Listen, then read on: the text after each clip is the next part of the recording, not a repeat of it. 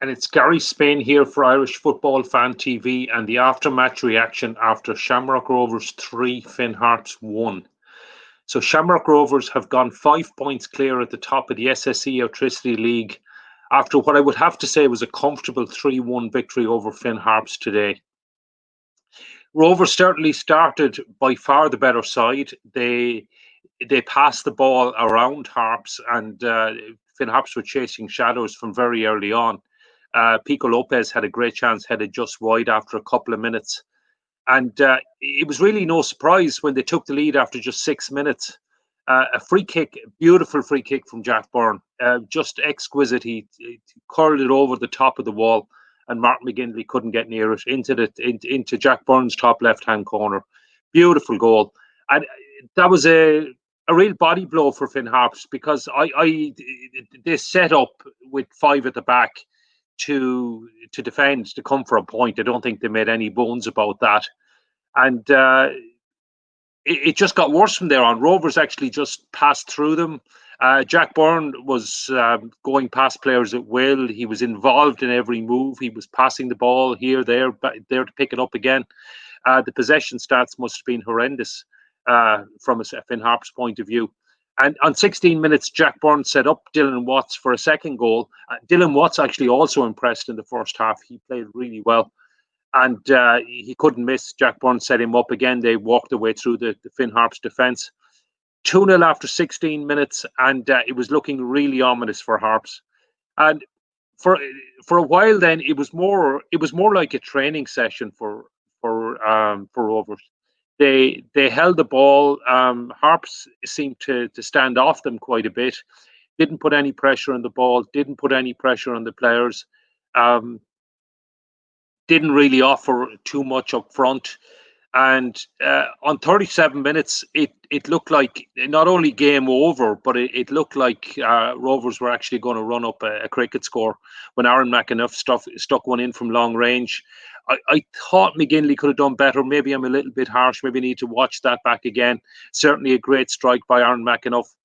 And 3-0, 37 minutes gone. And I was thinking, well, I didn't even need to get the record books out, because Finn Harps' first ever game as a League of Ireland club was an absolutely horrendous 10-2 defeat by Shamrock Rovers. That actually happened in Finn Park. I'm pretty sure it remains their record domestic defeat. I won't talk about their European defeats. And it didn't look impossible at that stage that Rovers could get whatever they wanted. And but that was, I suppose, the high point of the game for Rovers. Within just over a minute, a long throw, nice finish by Carl O'Sullivan at the near post, and suddenly it was 3-1. And for the remainder of the first half, there was the last 7 or 8 minutes of the first half, they actually really pressed Shamrock Rovers. You could actually see a change, and you could actually hear Ollie Horgan from the sideline really exhorting the players to press higher up the pitch, and they certainly did that. And it caused Rovers problems. They weren't able to pass the ball around as much as they liked. And if anything, half-time probably came at a bad time for Finn Harps, because they'd finally shown that they were in the match, and they had quite a bit of possession, didn't create too many chances, but I mean, they were certainly in the game, and they were causing problems for Rovers. As I said, half-time went 3-1 Shamrock Rovers. Very entertaining first half of football. It was a shame there was no fans there to see it, because it would have been very entertaining. I hope it looked very good. I'm sure it did on the Watch LOI platform. And if you haven't actually subscribed to that, you really must. It's a great bargain. Only €55 for all the games if you live locally. And if you're living abroad, I think it's €69. But you also, if you're abroad, you also get the games that are on Air Sport, which you don't have access to as a domestic customer. So that was it, 3-1 at half time. Harps made a couple of changes. So they brought on Tony McNamee and Stephen Doherty. And they did have a bit of a go in the second half. Having said that, Rovers looked comfortable. I think maybe they just decided it had been a long break. The game was I think, pretty much won. It was over after 37 minutes or over at half time. And they took their foot off the gas. Rovers made some changes as well. They actually, both teams brought on 5 substitutes, which was quite something. Rovers were definitely resting players. They brought off the likes of Aaron Green. They brought off Jack Byrne. Um, I don't think there was any injuries on the Rovers side. Nothing obvious at all. Then you look at the quality of the bench, and you see the likes of Rory Gaffney, Graham Burke, Danny Lafferty. They all came off the bench for Rovers in the second half, and it must be pretty frightening for anyone to look at the caliber of players on the bench. Dean Williams and Reece Marshall also came off the bench for Rovers. One worry for Finn Harps was an injury to David Webster, and he's a crucial player for them at the back. And he appeared to go off injured in the second half, and they have a crucial game coming up against Shelbourne on Tuesday night. So that has got to be a worry. The second half, it didn't live up to the highlights of the first half.